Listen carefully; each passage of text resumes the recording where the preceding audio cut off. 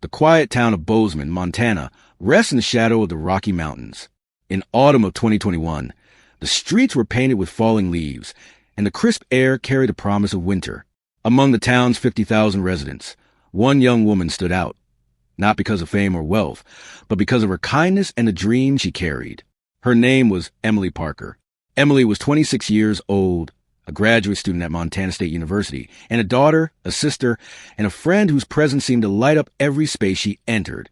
She lived in a small apartment near campus, the kind filled with secondhand furniture, shelves of well-worn books, and photographs taped to the walls.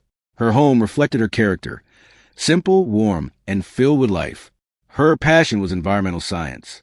Emily believed in protecting the natural world with a dedication that inspired both classmates and professors. She spent long hours in the university labs, analyzing soil samples and writing research papers that she hoped would one day influence real conservation work. But her heart was not bound by books and research alone. On weekends, she would lace up her boots and disappear into the wilderness, following mountain trails until she reached quiet places where the only sounds were rushing rivers and the calls of birds overhead. Those who knew her say she had an almost spiritual connection to nature. Friends remembered how she would pause during hikes to run her fingers over tree bark, or to admire wildflowers growing between rocks. To Emily, the outdoors was not just a subject of study. It was her sanctuary. Her family described her as the heart of their home. Susan Parker, Emily's mother, often said that Emily's laughter could change the mood of an entire room. Her younger brother, Michael, looked up to her as both a mentor and a protector. When Michael struggled in school, it was Emily who stayed up late, guiding him through assignments, her patience never running thin. To her father, David Parker, Emily was the bridge that held the family together. Despite her demanding studies, Emily always found time for others. She worked part-time at Meadow Lane Books, a cozy local bookstore where her smile welcomed customers as warmly as the smell of freshly brewed coffee in the corner cafe. Locals remember her as the young woman who recommended the perfect novel to a child, or who stayed late helping an elderly customer find large print editions. She did not see it as a job. For Emily, it was another way to connect with people. Her friends often joked that Emily's greatest flaw was her inability to say no. She volunteered at community events, tutored fellow students, and even fostered stray animals until permanent homes could be found. Her apartment sometimes echoed with the sound of kittens, and her social media was filled with photos of rescued dogs she had helped nurse back to health. But Emily was not simply defined by kindness. She was ambitious. She dreamed of working with international conservation groups, protecting endangered species, and traveling to forests across the globe. Her journals, later found by her family, contained lists of goals and places she longed to see: Kenya, Costa Rica, the Amazon. To her, the future seemed limitless. Friends noticed how her personality combined intelligence with humility. Emily was brilliant in her studies, yet she never spoke to impress. Instead, she listened. When someone shared their troubles, Emily's eyes locked onto theirs, her attention unwavering, as if their pain was her own. It was this quality that earned her not just friends, but deep trust. In Bozeman, her circle was wide. Fellow students admired her work ethic. Neighbors waved when she returned from hikes, her backpack slung over one shoulder. Parents at the bookstore saw her as a role model for their children. She was not extraordinary in the way of celebrities or leaders, but in her everyday life, Emily left a mark on almost everyone she met. Yet behind her busy schedule and her warm personality, Emily carried her own struggles. Like many graduate students, she battled stress, financial worries, and the weight of expectations. She worked late nights to balance school and part-time employment. Friends remembered how she sometimes arrived at class with dark circles under her eyes, fueled only by coffee and determination. Still, she rarely complained. To Emily, hard work was a path to the future she believed in so deeply. The fall of 2021 was supposed to be a season of progress. Emily had nearly finished the first stage of her thesis, and she was preparing to present her findings at an upcoming conference. Her professors praised her innovative thinking, calling her one of the most promising young researchers in the program. For her family, this was a time of pride. For Emily, it was a moment when all the pieces of her life seemed to be falling into place. But life in small towns carries its own shadows. Beneath the safety of familiar streets and friendly smiles, dangers can lurk unnoticed. Emily's openness and trust, qualities that defined her, also made her vulnerable. Her friends never imagined that the young woman who offered so much light to the world would soon find herself in the center of a darkness no one could have predicted. On her last weekend before everything changed, Emily visited her parents' home for dinner. Susan remembered how Emily laughed over the family's old stories, promising to bring a homemade pie for Thanksgiving. Michael recalled her teasing him about his new haircut. To everyone at that table, it felt like just another ordinary evening. They could not know it would be one of their last memories together. In those final days, Emily's life seemed untouched by fear. She walked the same campus paths, chatted with bookstore customers, and made plans for the future. She did not realize that her time in Bozeman, her studies, and her dreams were all about to be cut short in a way that would shake the town forever. Her story was about to change, because in the weeks that followed, Emily Parker would vanish in the world she loved so deeply, and the mystery of what happened to her would leave Bozeman reeling. October 19, 2021, began as an ordinary autumn day in Bozeman. The air carried the sharp chill of the season, and by evening, temperatures dipped close to freezing.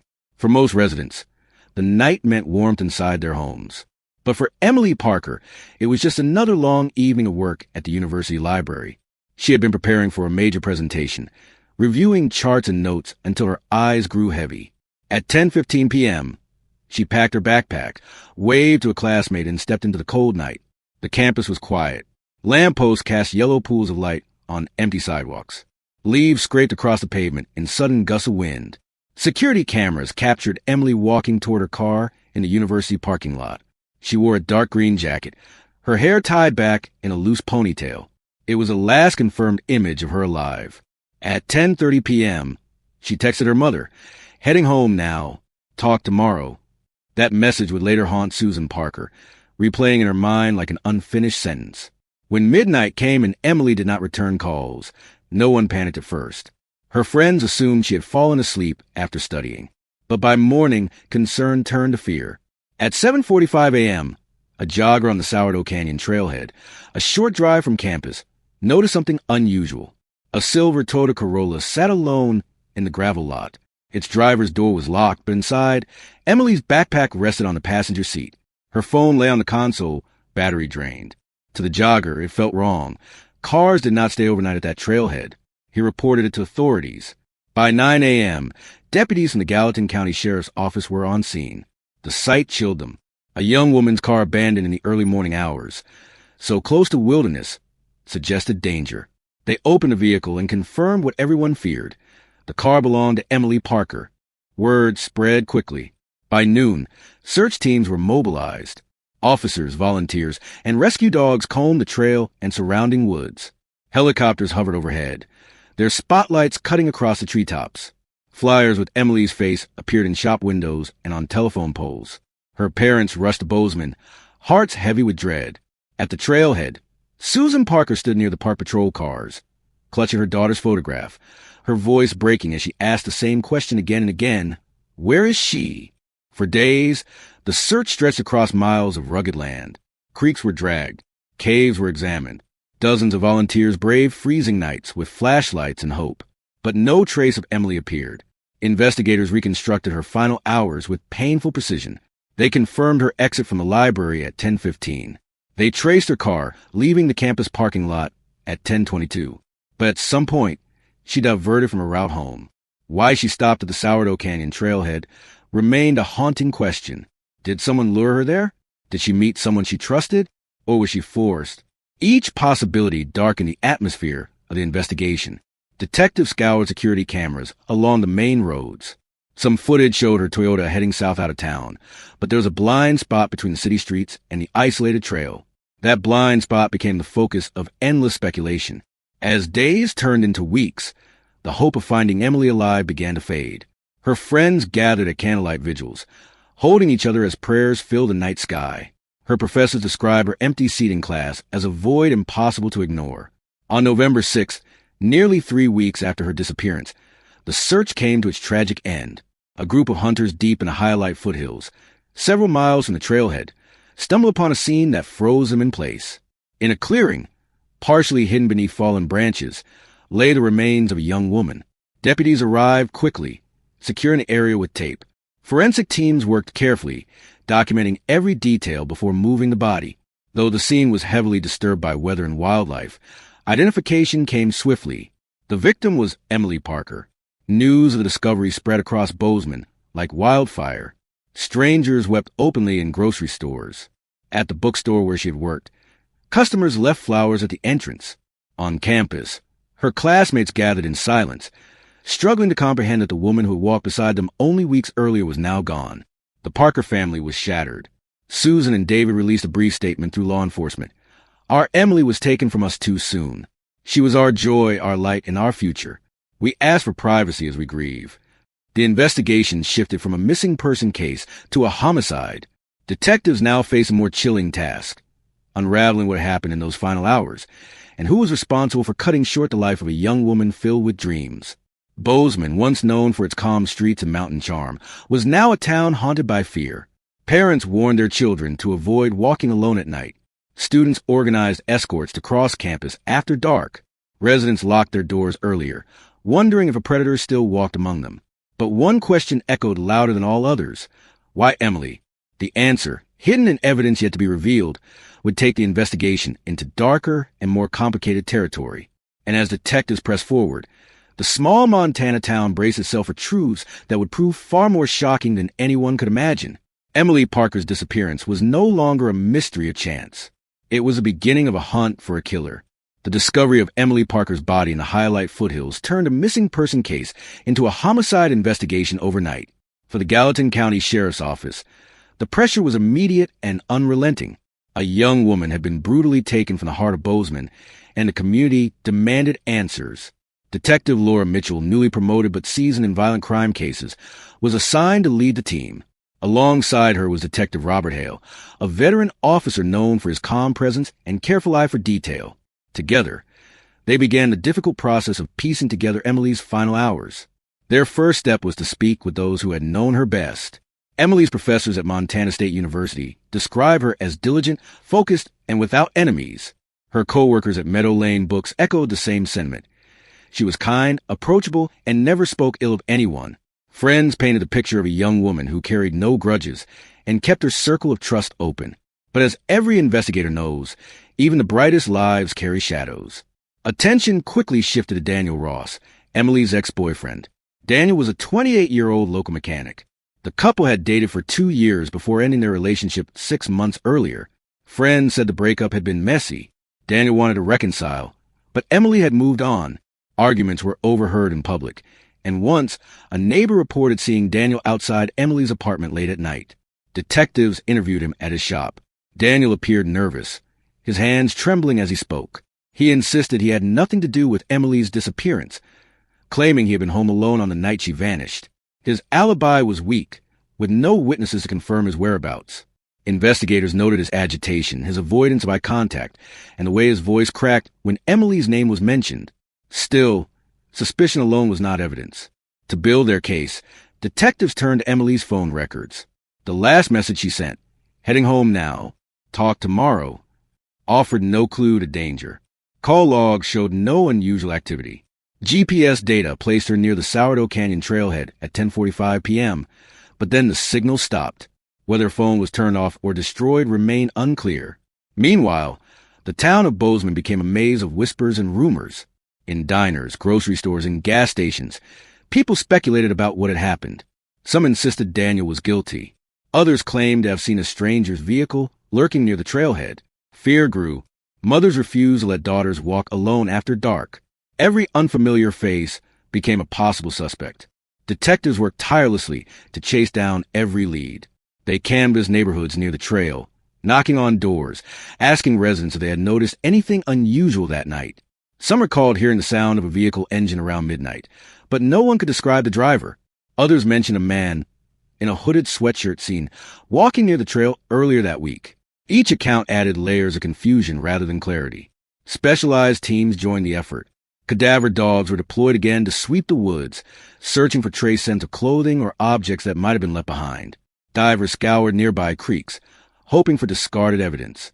Forensic experts combed through Emily's car, dusting for fingerprints, analyzing fibers, and swabbing for DNA.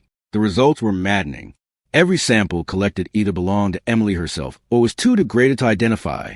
Detective Mitchell described the frustration in her case notes. We are surrounded by silence. Every road leads nowhere. Every lead collapses into dust. The Parker family remained at the center of the investigation's emotional storm. Susan and David met with detectives regularly, pleading for progress. Michael, Emily's brother, vented his anger at the press, demanding justice. Their grief weighed heavily on the investigators, fueling the urgency but also magnifying the pressure to deliver answers. Weeks stretched into months, and still, no direct link tied anyone to the crime. Daniel Ross remained a strong person of interest, but without evidence, detectives could not move forward with charges. Search warrants at his home and garage revealed nothing suspicious. No clothing fibers, no weapons, no signs of involvement. He hired a lawyer and began avoiding interviews altogether. Other suspects came and went. A drifter was arrested for trespassing near the trailhead, but his alibi placed him in another town at the time of Emily's disappearance. Two hunters, briefly questioned for their inconsistent timelines, were eventually cleared. Each lead, once promising, collapsed under scrutiny. The town grew restless. Bozeman's newspapers ran headlines demanding answers. Community members began questioning whether law enforcement was capable of solving the case. Detectives worked long nights, staring at boards covered with photographs, maps, and timelines. Yet the threads refused to connect. The early investigation revealed just how complex Emily's case was. She was a beloved young woman with no known enemies, no double life, no obvious dangers. Her murder carried no clear motive, no clear suspect, and no clear path forward. The frustration within the sheriff's office mirrored the despair spreading through the community. Bozeman wanted justice, but all investigators could offer was silence. By the end of the first 3 months, the case that had once seemed urgent began to stall. The trail had grown cold before the investigators could even realize it.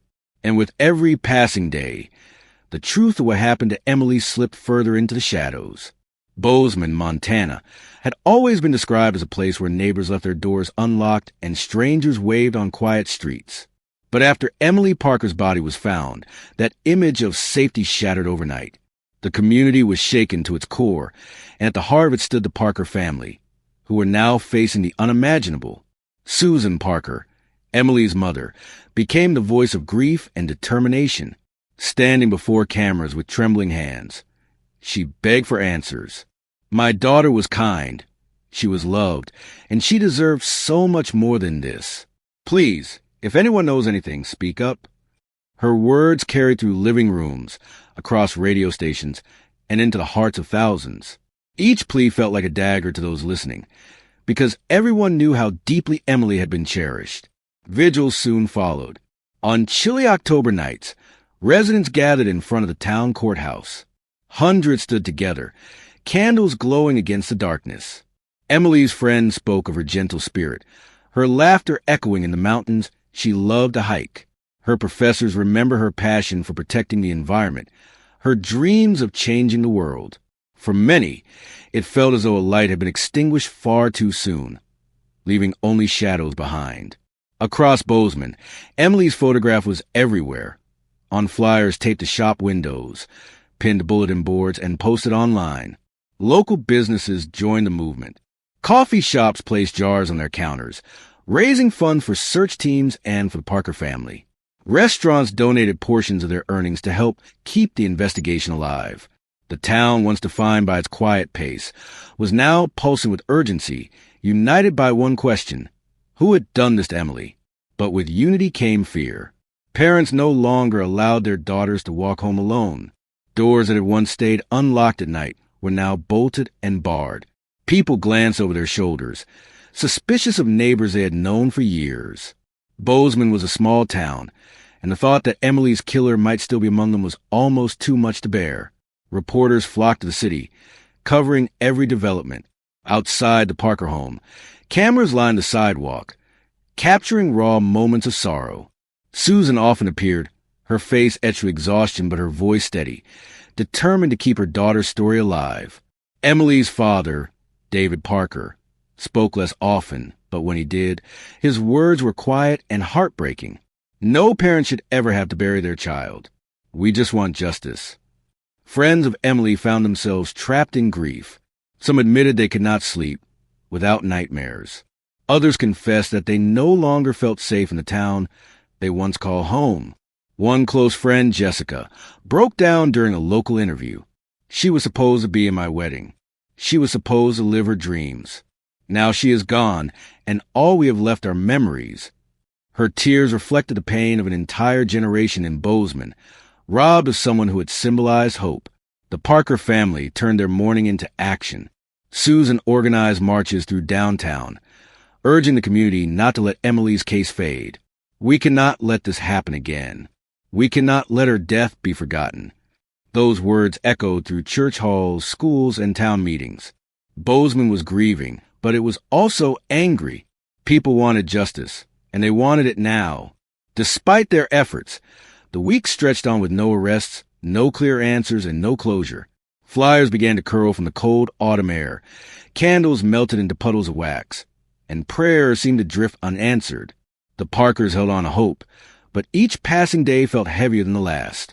For Bozeman, the grief was not fading, it was deepening. And as the community clung to unity and fear in equal measure, one truth became impossible to ignore. Someone in their midst had stolen Emily Parker's life. The question that haunted every street, every family, and every whispered conversation was the same: who will be unmasked as the killer? And as investigators pressed forward, the town waited, desperate for answers. In the first few months after Emily Parker's murder, hope often flickered. But just as quickly, it burned out. Every promising lead collapsed, leaving detectives and the community caught in a cycle of anticipation and disappointment. At the center of suspicion remained Daniel Ross, Emily's ex-boyfriend. He had been interviewed more than once, his history of jealousy well known among her circle of friends. Detectives discovered that he had sent her late-night messages weeks before she vanished, begging her to give their relationship another chance. It was enough to draw serious attention. Yet when investigators dug deeper, Daniel's alibi held. Security cameras placed him at a gas station miles away on the night Emily disappeared. The timestamp matching phone records. What looked like the most likely path to justice dissolved in hours, leaving detectives frustrated and the public restless. Not long after, attention shifted to a drifter seen near the trailhead, where Emily's abandoned car had been found.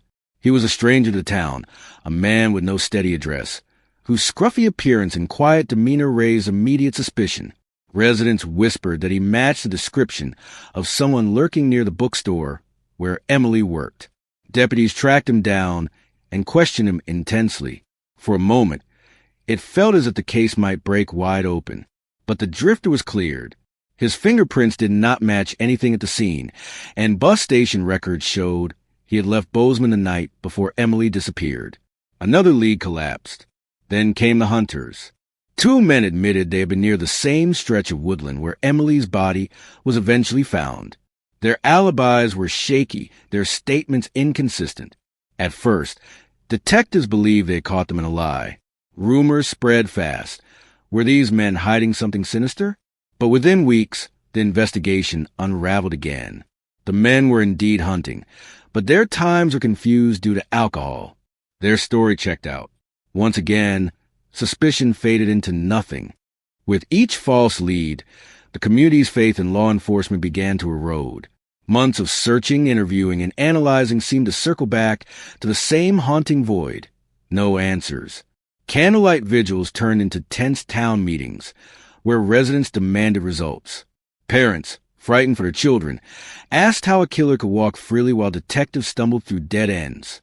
The sheriff's office faced a barrage of criticism from local media, headlines questioning their competence, talk radio hosts fueling frustration. For the detectives themselves, the pressure was suffocating. Every day meant staring at walls covered in timelines, photos, and maps, only to realize they were chasing ghosts. They knew that the first 48 hours after a murder were the most critical, and yet weeks had bled into months with nothing solid to hold on to.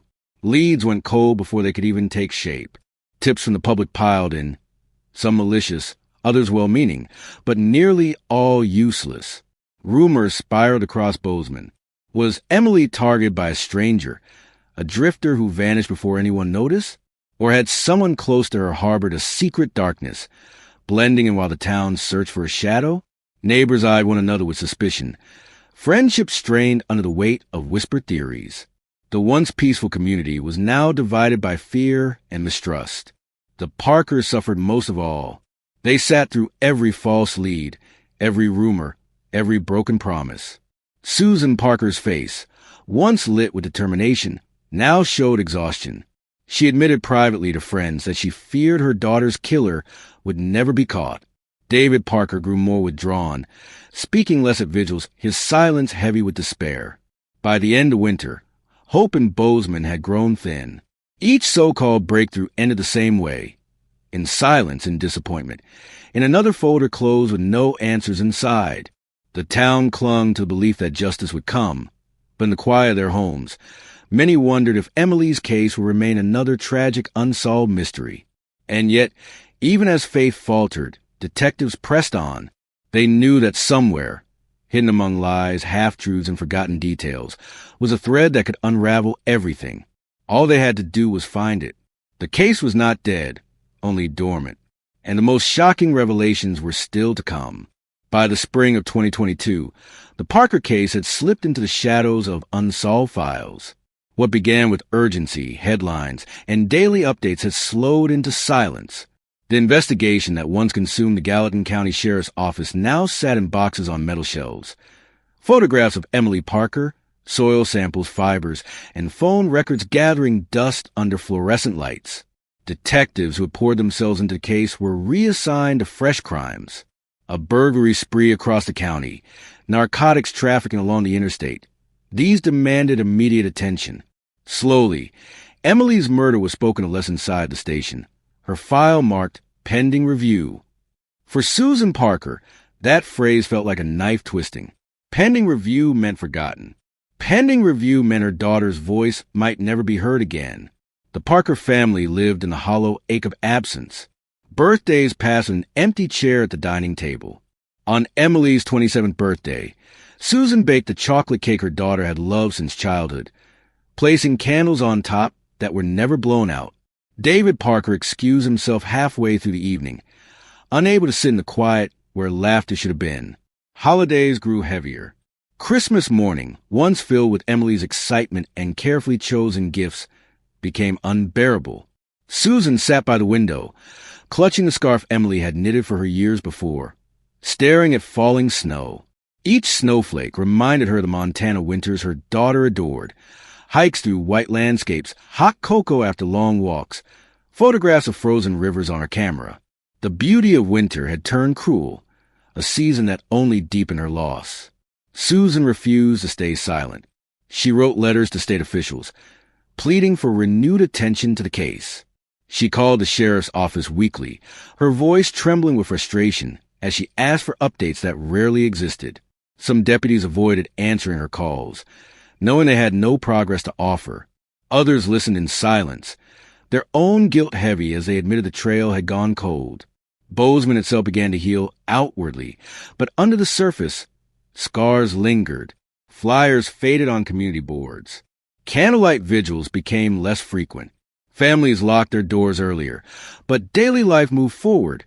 New students arrived at Montana State University. Businesses opened. Seasons changed. For the Parkers, time had not moved at all. Their world remained frozen in October 2021, the night Emily vanished. Local media stopped running features about the case, except for the occasional anniversary story. When the one-year mark arrived, a small crowd gathered at the trailhead where Emily's car was found. They held candles, their breath visible in the cold evening air. Susan spoke through tears, saying her daughter deserved answers, deserved justice. Her words echoed to the stillness, but no new leads followed. Inside the sheriff's office, Emily's file waited. Technology advanced elsewhere, new DNA databases, improved forensic software, but none of it had yet been applied to her evidence. The town's resources were limited. Its priorities pulled in too many directions. Detectives whispered their frustration. Knowing cases like Emily's sometimes slipped through the cracks forever. And yet, for Susan, silence was not an option. She became a voice not only for her daughter, but for every family with an unsolved case. She met with advocacy groups, spoke at awareness events, and told Emily's story to anyone who would listen. Her fight was both an act of love and a refusal to surrender to despair. But when the lights dimmed, when speeches ended, and when she returned home, the silence of Emily's absence was unbearable. The Parker house felt emptier with each passing season. The case had gone cold. Files slept in storage. Leads had evaporated. The killer remained free. Still, somewhere in those boxes of evidence lay a secret waiting to be uncovered, a fragment of truth buried in plain sight, waiting for the right eyes to see it. And when that day came, everything in Bozeman would change again. The Parker case lingered in silence for months, gathering dust like so many other unsolved crimes. Yet fate has a way of circling back, and in early 2023, the silence cracked. It began quietly, almost unnoticeably.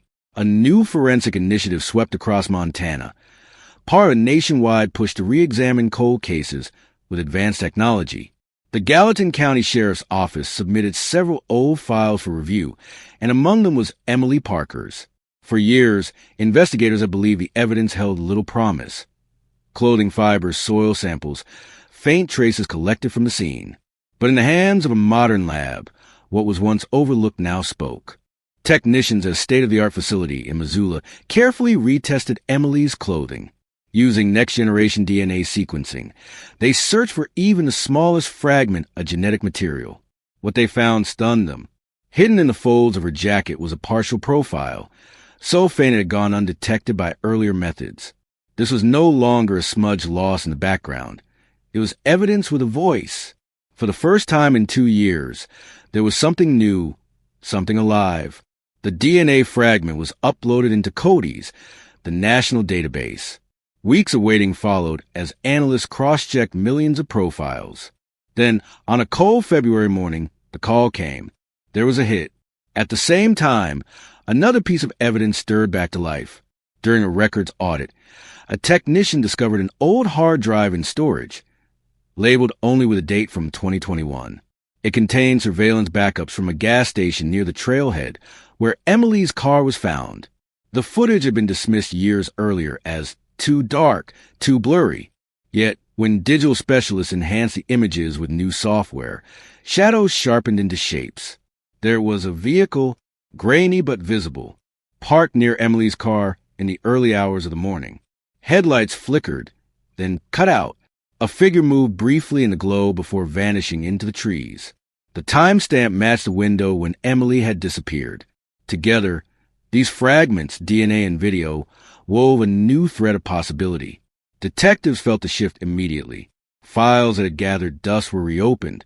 Conference rooms once empty were filled with maps and photographs again. Emily's name echoed through the sheriff's office halls. The case was alive. For the Parker family, the news was a fragile beam of hope. Susan Parker listened as detectives explained the developments, her hands trembling. After so many months of silence, she barely dared believe. But when she heard the words DNA match, her eyes filled with tears. For the first time, she felt the weight might finally lift. Investigators worked around the clock. They traced the DNA hit to a regional database entry. Someone with a prior record. Someone who had once brushed against the law but slipped into obscurity. The grainy surveillance added weight, suggesting proximity and opportunity. Piece by piece, the picture sharpened. The breakthrough carried more than evidence. It carried momentum. Detectives who had once shuffled the case aside now felt urgency burn in their veins. They held late-night meetings, cross-referenced phone records, and re-interviewed witnesses long silent. The town that had once resigned itself to uncertainty began to buzz again with whispers of progress. Still, nothing was certain. The DNA was partial, not complete. The video was grainy, not definitive. Doubt lingered, the kind that had crushed so many leads before. But this time felt different. Technology had breathed life into the evidence, and science had opened a door that once seemed locked forever.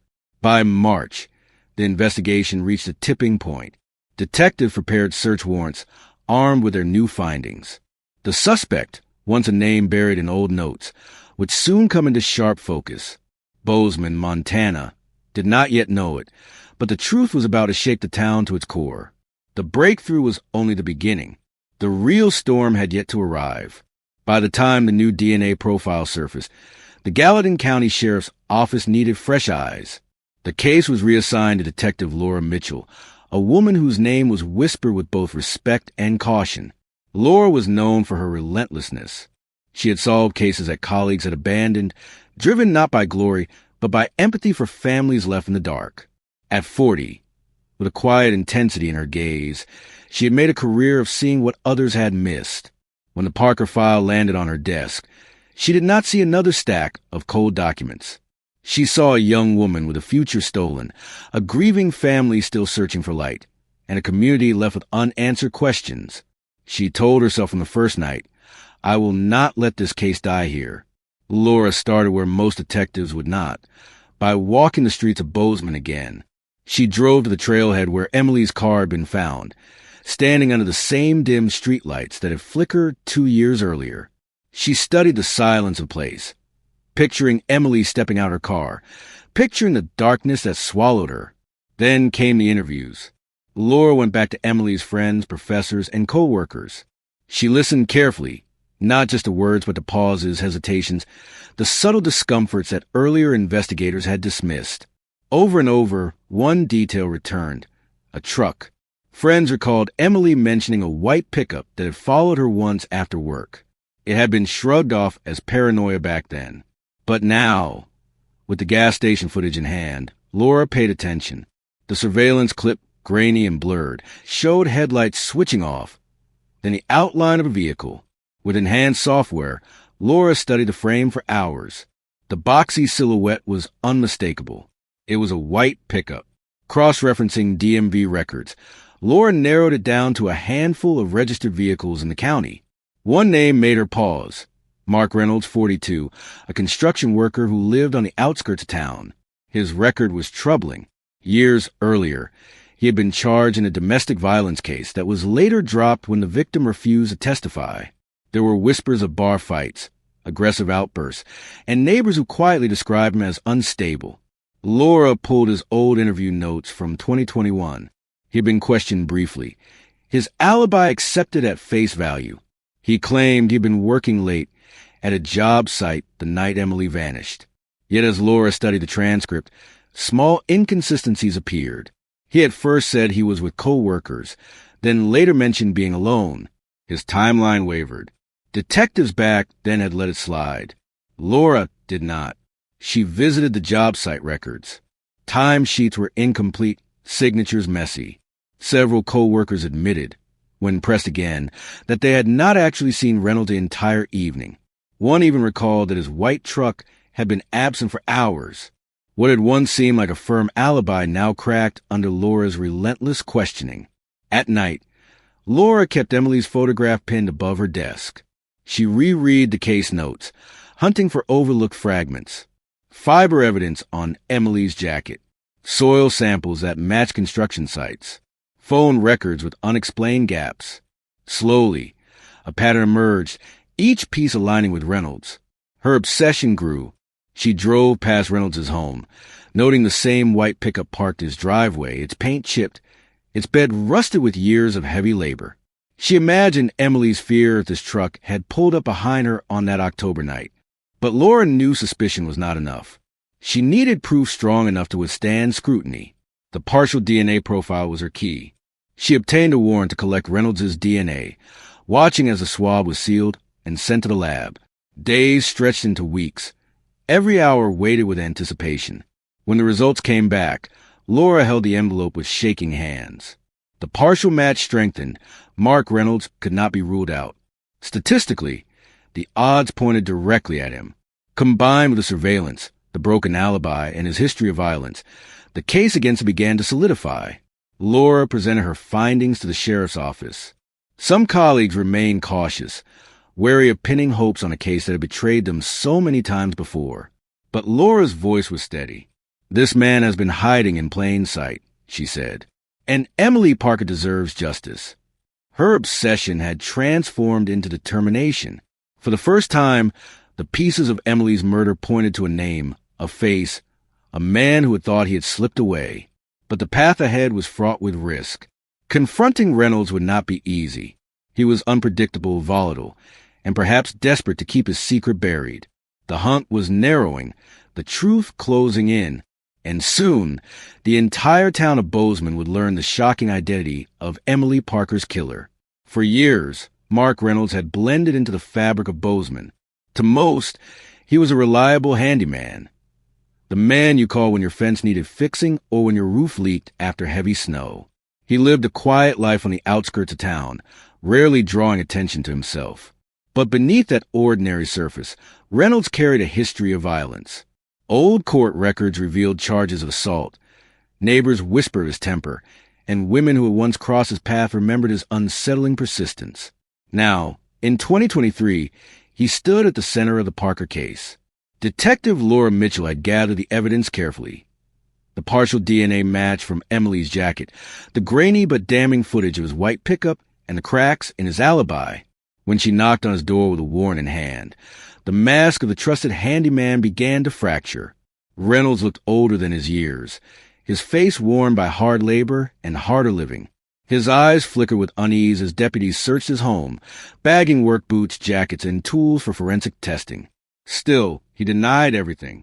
"I did not touch that girl," he told detectives. "I had nothing to do with her." His voice carried a defensive sharpness, but underneath it, there was fear. In the interrogation room, the tension was suffocating. Fluorescent lights hummed overhead, casting pale shadows across the table where Reynolds sat with his arms folded tightly. Detective Mitchell placed the evidence before him. Photographs of Emily, the footage of his truck, the lab results linking him to DNA fragments found on her clothing. "This is you, Mark," she said firmly, sliding the image of the white pickup across the table. "And this is your DNA. It does not lie." Reynolds shifted uncomfortably. His first response was to attack the evidence. "That could be anybody's truck," he muttered. "And DNA? You cops always get that wrong. Maybe she brushed against me in town. I worked all over Bozeman. People know me." Laura leaned forward, her voice steady. "You were near that trailhead, the night Emily disappeared. Your alibi does not hold. You left work, and you followed her. The evidence is here, Mark. Stop lying." For long minutes, Reynolds resisted. He leaned back, crossed his arms, shook his head. But with every denial, Laura returned with another inconsistency, another detail he could not explain. The fibers on Emily's jacket that matched the material in his truck. The phone tower pings placing him near the trail. The missing hours he could not account for. The room grew heavier with each passing second. Reynolds' bravado began to crumble. His hands fidgeted. Sweat formed along his brow. He glanced toward the door as if looking for escape. Finally, Laura pressed with one last question, her voice low, deliberate. "Why did you follow her, Mark? Why Emily?" The silence that followed was deafening. Reynolds stared at the table, his jaw clenched, his breathing quickened. Then, as if a dam burst, he whispered, "I did not mean for it to go that far." The confession unraveled piece by piece. He admitted that he had seen Emily at the bookstore weeks before, her kindness leaving an impression that twisted inside his troubled mind. He began watching her, learning her routines. The night she vanished, he saw her leave the university library and decided to follow.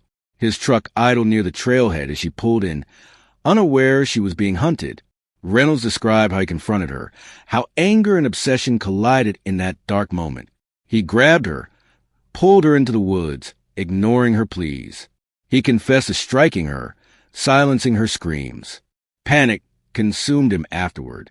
He tried to cover his tracks, moving her body deeper into the trees, wiping surfaces, convincing himself no one would connect the crime to him. Listening to the words spill out, detectives sat in grim silence. The truth was worse than anyone had imagined.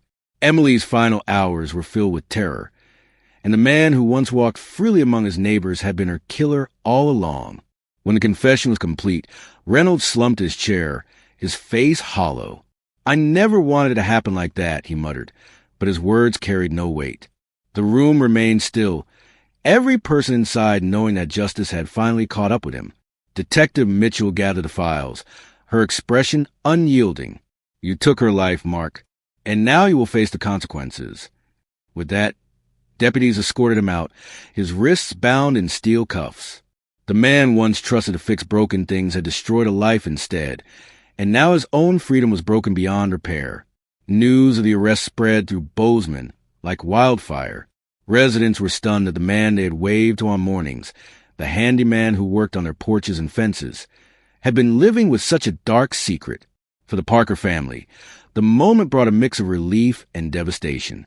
They finally knew the truth, but the truth was unbearable. Emily Parker's killer had been hiding in plain sight. The confession marked the climax of the case. The mystery was solved, but the pain of what had been revealed would haunt Bozeman for years to come. Mark Reynolds' arrest on a crisp October morning sent shockwaves through Bozeman. Patrol cars surrounded his modest home, their flashing lights painting the quiet street in red and blue. Neighbors peered from behind curtains, stunned that the man who had once repaired their fences and cleared their driveways was now led away in handcuffs, accused of town's most haunting crime. The news spread quickly. Headlines carried his mugshot across Montana, while national outlets picked up the story of the handyman turned killer. For the Parker family, the sight of Mark Reynolds in custody brought a complicated wave of emotions. Relief that Emily's killer was finally behind bars. Grief that nothing, not even justice, could return her to them. In the courthouse, the hearings revealed chilling details. Prosecutors laid out the evidence: the DNA, the surveillance footage, the fibers, and most damning of all, Reynolds' own confession. The gallery sat in heavy silence as the story of Emily's final moments was read aloud. Some wept openly. Others sat frozen, unable to believe that the man they once trusted in their homes had stalked and murdered a young woman full of promise. When Reynolds entered the courtroom, shackled and flanked by deputies, gasps echoed. He kept his eyes down, avoiding the gaze of Emily's parents. At the defense table, he appeared smaller, diminished, a shell of the man who had once projected strength with his tools and calloused hands. The Parker family spoke during the victim impact statements. Emily's mother, voice trembling, described the daily ache of absence, the empty chair at dinner, the unopened birthday cards, the silence where her daughter's laughter should have been. Her father, usually quiet, told the court, "We prayed for answers for 15 years. We prayed for justice. We have it now, but we will never have her back." His words hung in the air like a final truth no sentence could undo. Residents of Bozeman also felt the aftershocks. The town that had once prided itself on safety and neighborly trust now looked over its shoulder. Parents grew more protective, warning their daughters never to walk alone. "If it could happen here, it could happen anywhere," one resident told reporters. The idea that evil could wear the face of a trusted handyman shook their sense of security to its core. Detective Laura Mitchell, standing outside the courthouse after the verdict, summed it up simply. This was not just about solving a case. It was about giving Emily her voice back. And today she spoke. The trial concluded with Reynolds sentenced to life in prison without the possibility of parole. The judge, stern and unflinching, declared, "You took an innocent life, and in doing so, you stole peace from an entire community. You will never again walk free." For Emily's family, the sentence offered closure but not healing. They visited her grave after the ruling, laying fresh flowers, whispering prayers. They knew the pain would always linger, but they also knew her story had been told, her name spoken loudly in a court of law, her dignity restored. The aftermath in Bozeman was a reminder of fragility. Evil had lived quietly among them, unnoticed, for years. And yet justice, slow, patient, but relentless, had finally prevailed. Emily Parker would never come home, but her memory lived on, through vigils, scholarships in her name, and the renewed determination of detectives who refused to let cold cases fade into silence. Her light continued to shine. Bozeman carried scars, yes, but it also carried resolve, a promise whispered in the community. Never again. Emily Parker's story does not end in courtroom. Her life, her dreams, and the legacy she left behind continue to ripple through Bozeman and far beyond. In the months after Mark Reynolds' conviction, the Parker family worked tirelessly to transform their grief into something meaningful. They established the Emily Parker Scholarship Fund at Montana State University, dedicated to students pursuing environmental science. Each year, A young scholar now carries forward the same passion Emily once had for protecting the wilderness she loved so deeply. In this way, her voice echoes through future generations. Detective Laura Mitchell, reflecting on the case, often spoke about the lesson it carved into her heart. Cold cases test your patience, she admitted in one interview, but they also test your belief in justice. Emily taught us to never give up, even when the trail seems impossible to follow. Her words captured not only the perseverance of law enforcement, but also the resilience of community that refused to let Emily's name be forgotten.